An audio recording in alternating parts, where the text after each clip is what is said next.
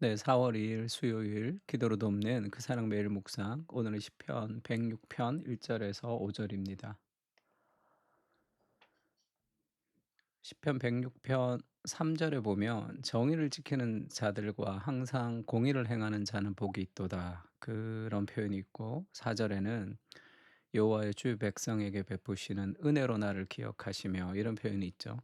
그래서 은혜와 공의, 은혜와 정의 이것의 완벽한 균형과 조화를 이야기하고 있습니다. 그러니까 "공의를 행하는 자는 복이 있도다."라는 제목으로 좀 말씀을 나누려고 합니다.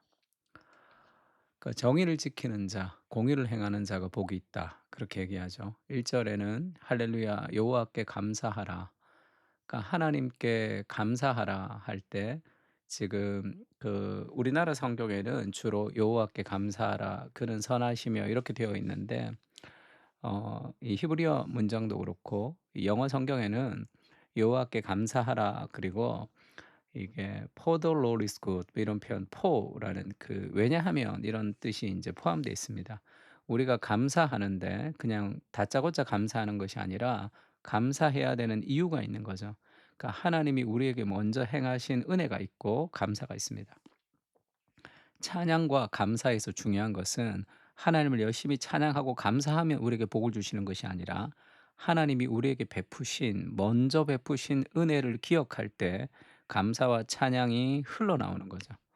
그래서 감사와 찬양은 연습과 노력이 아닙니다. 하나님이 먼저 행하신 은혜에 대한 그 누림이 은혜에 대한 묵상이 하나님이 먼저 행하신 일이 있고 찬양과 감사가 있는 거예요. 그래서 그는 선하시고 인자하심이 영원하기 때문에 우리는 여호와께 감사와 찬양을 할 수 있는 거죠. 누가 능히 여호와의 권능을 다 말하며 주께서 받으실 찬양을 다 선포하랴. 하나님 같은 분이 없죠. 찬양을 받으실 그런 분이 없습니다. 왜냐하면 그분이 인간이 되셔서 우리를 대신해서 죄를 용서하시고 우리를 죽을 수밖에 없는 우리를 구원의 자리로 베푸신 그 은혜를 생각하면 너무나 놀라운 거죠. 그리고 "정의를 지키는 자들과 항상 공의를 행하는 자는 복이 있다." 이렇게 얘기합니다. 정의를 지키는 것, 항상 공의를 행하는 것은 어려운 일이죠. 왜냐하면 자기 자신에게 손해가 될 일이 있기 때문에 그렇습니다. 그러니까 우리도 지금 정치적으로 굉장히 어렵고 혼탁한 시대로 우리가 살아가는데 우리가 좀 안타까운 게 뭐죠? 이 정부의 관료들 그리고 정부의 이 지도자라는 사람들이 자기의 사익을 쫓는 거잖아요. 그러니까 뭔가 잘못을 했을 때 계속 거짓말하고 들키지 않으면 된다고 이 거짓말하는 그런 문화 속에 있습니다. 그러니까 정의를 지키는 거, 항상 공의를 행하는 것이 왜 어려운가 하면 그것이 나한테 피해가 되기 때문에 그렇죠. 그러니까 우리가 거짓말을 하는 이유도 내가 부끄러움을 당하는 것이 하나님의 말씀에 순종하는 것보다 더 크면 내가 부끄러움을 당하지 않기 위해서 사람들은 거짓말합니다. 그게 쉽게 거짓말하지만 그것은 하나님 앞에 범죄죠. 그러니까 정의를 지키는 자들과 항상 공의를 행하는 자는 복이 있습니다. 근데 그렇게 할 수 있는 근거가 뭐냐면 하나님이 나와 함께 하시기 때문에 그 일을 할 수 있는 거예요. 항상 어떻게 우리가 공의와 정의를 행할 수 있습니까? 자기의 유불리를 따라서 인생을 생각하면 잣대가 이랬다 저랬다 할 수밖에 없는 것이 인간의 연약함이죠. 그러나 우리가 항상 한결같이 그런 일관성을 유지할 수 있는 그 인테그리티라 그러죠. 우리 삶의 내적인 어떤 일관성을 유지할 수 있는 힘은 진리라는 절대 기준이 우리를 이끌어 갈 때만 그렇습니다. 그러니까 정의와 항상 공의를 행하는 그 하나님이 우리와 함께 하실 때 우리가 인제 그 일을 행할 수 있는 거죠. 고린도전서 10장 13 절에는 "사람이 감당할 시험 밖에는 너에게 다한 것이 없나니 하나님이 미쁘사 너희가 감당치 못할 시험 당함을 허락지 아니하시고 시험 당할 즈음에 피할 길을 내서 너희로 능히 감당하게 하시느니라." 이런 말씀이 있습니다. 이 말씀이 우리가 인제 시험이 너무 힘들 때 '하나님이 우리와 함께 하셔서 내가 감당할 수 있구나.'라고 인제 그렇게도 우리에게 적용이 되지만 이 말씀이 어떻게 적용이 되냐면 내가 피하고 싶을 때 있죠. 안 하고 싶을 때가 있습니다. 근데 "너가 감당할 수 있어. 내가 함께 할 거야." 그래서 우리가 공의와 정의를 행하지 않고 회피하지 않게끔 하는데도 이 구절이 사용되기도 하죠. 그러니까 우리 앞에 당한 여러 가지 일들을 우리가 다 감당할 수 있도록 하나님이 하시는구나 해서 공의와 정의를 피하지 않고 우리가 어떤 경우도 하나님의 정의와 하나님의 공의를 따라 우리가 순종하겠습니다. 결정하겠습니다. 그렇게 선택할 수도 있습니다. 그리고 4 절에 보면 여호와여 주의 백성에게 베푸시는 은혜로 나를 기억하시며 주의 구원으로 나를 돌보사 내가 주의 택하신 자가 형통함을 보고 주의 나라의 기쁨을 나누어 가지게 하사 주의 유산을 자랑하게 하소서. 신앙생활에서 굉장히 중요한 두 가지 은혜와 기쁨이죠. 주의 나라의 기쁨을 나누어 가지게 하사 이렇게 표현되어 있습니다. 그러니까 은혜를 기억할 때 우리가 그 기쁨으로 우리가 하나님 앞에 나아갈 수 있습니다. 그래서 하나님의 은혜와 공의가 균형을 이루어야 되는 거죠. 그것 안에서 우리가 누리는 그런 참된 기쁨이 있습니다. 그래서 은혜 받은 자의 기쁨을 누리는 것, 신앙생활에서 굉장히 중요하죠. 시편 85편 10절에는 인애죠. 인애와 진리가 같이 만난다. 의와 화평이 서로 입을 맞추었으며 이런 표현이 있습니다.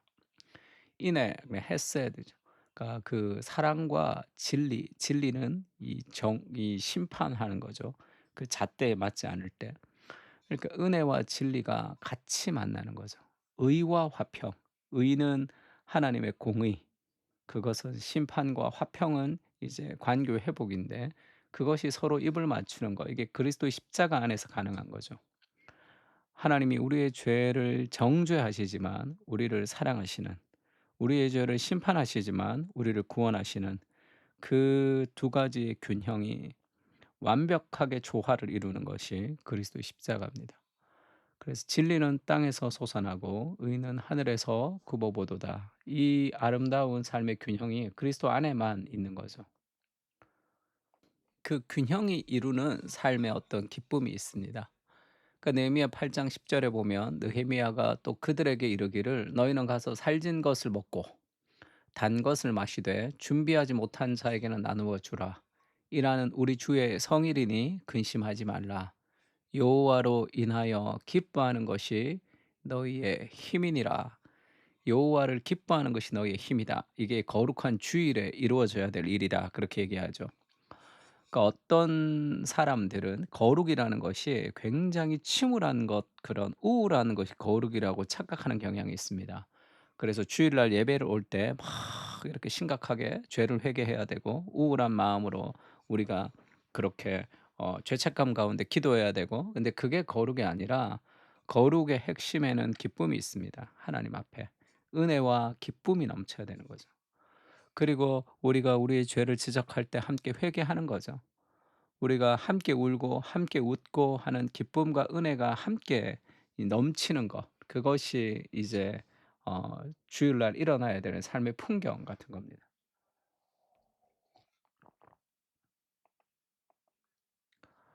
베드로전서에서는 그렇게 얘기하죠. 그리스도 중심적으로 적용하자면 그러므로 너희가 이제 여러 가지 시험으로 말미암아 잠깐 근심하게 되지 않을 수 없으나 오히려 크게 기뻐하도다. 삶이 힘들지만 기뻐할 수 있다.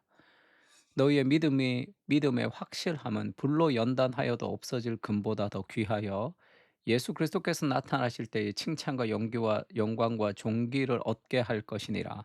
인생의 고난을 통해서 우리는 더 정결해진다는 겁니다. 삶이 어렵지 않고 힘들지 않는데 어떻게 우리가 거룩해질 수 있습니까? 인생의 여러 가지 고난들은 결국 우리를 더 깨끗하게 하시는 하나님의 과정이라는 것을 좀 기억해야 됩니다. 그러면서 1장 8 절에 그렇게 얘기하죠. "예수를 너희가 보지 못하였으나 사랑하는도다. 이제도 보지 못하나 믿고 말할 수 없는 영광스러운 즐거움으로 기뻐하니." 우리가 예수님을 보지 못하지만 사랑할 수 있습니다. 믿음을 통해서 말할 수 없는 영광스러운 즐거움으로 기뻐하는 것. 그것이 우리에게 필요한 거죠. 그리스도의 은혜와 그리스도의 공의. 그것이 균형을 이루는 삶을 통해서 우리도 믿음을 통해서 그리스도의 아름다움을 보고 말할 수 없는 영광스러운 즐거움으로 기뻐하는 것. 그것이 우리가 추구해야 될 삶의 방식입니다. 은혜를 누리고 정의와 공의를 행하는 삶을 살게 하옵소서. 그리스도를 닮아갈 때 우리는 삶에서 균형을 이루게 됩니다. 그리스도 안에서 사랑과 정의가 균형을 이루는 안정감 있는 삶을 살게 하옵소서. 혼탁한 세상 속에서 균형이 있는 거룩한 그리스도의 제자로 살아갈 수 있도록 주님, 우리와 함께 하여 주시옵소서. 아멘. 우리 다 같이 시편을 가지고 함께 기도하겠습니다.